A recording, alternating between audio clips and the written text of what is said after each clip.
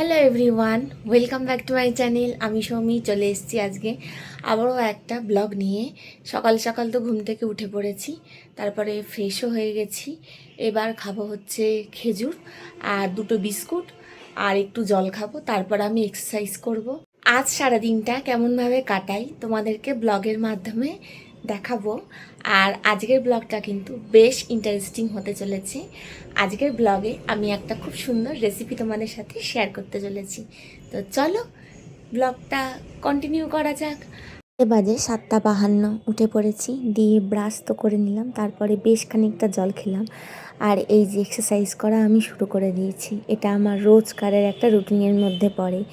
এই এক্সারসাইজটা করলে ভীষণ মাইন্ডটা ফ্রেশ লাগে আর শরীরটাও খুব ভালো থাকে।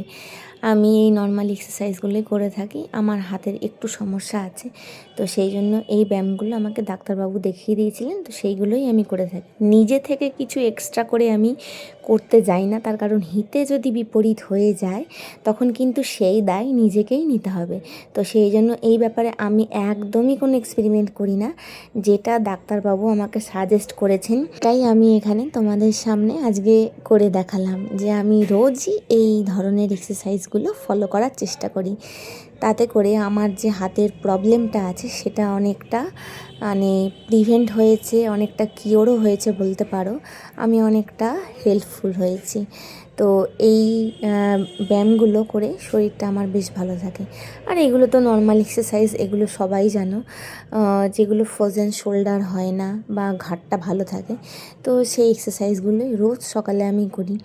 আগে আমি যোগা করতে ভীষণ ভালোবাসতাম, তো তারপরে যোগা করতে গিয়ে আমার একটা বিশাল বড় দুর্ঘটনা ঘটে যায়। সেই ঘটনাটা একদিন তোমাদের সাথে ভবিষ্যতে শেয়ার করব।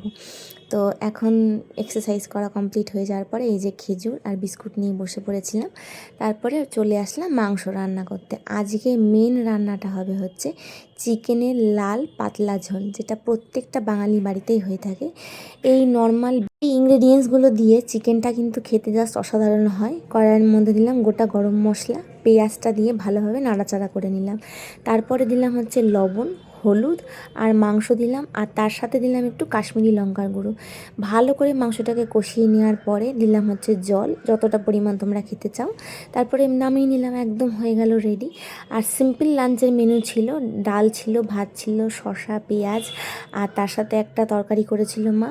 মাংস আমি রান্না করেছিলাম আর একটা তরকারি। বেশ অনেকটা টাইম কেটে গেছে, এর মাঝখানে তোমাদের সাথে আমার আর কথা হয়নি। আমি গিয়েছিলাম হচ্ছে খাদ্য দপ্তরের অফিসে।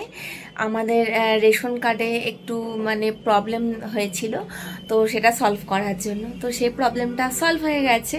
তারপরে বাড়িতে আসলাম, এসে পুজো দিলাম, স্নান করলাম, তারপরে লাঞ্চ করলাম। লাঞ্চ টাঞ্চ করে নিয়ে আজকে আর ঘুমাবো না, আজকে অনেক কাজ আছে।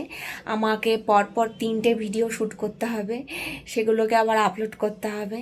তো এখন অনেক প্রেশার আছে মাথায়।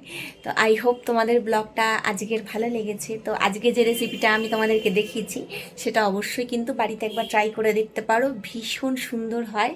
একদম চিকেনের পাতলা লাল ঝোল, যেটা প্রত্যেকটা বাঙালি বাড়িতেই হয়ে থাকে, আমি সেরকমভাবেই বানানোর চেষ্টা করে থাকি। আর আমার খেতে কিন্তু জাস্ট অসাধারণ লাগে।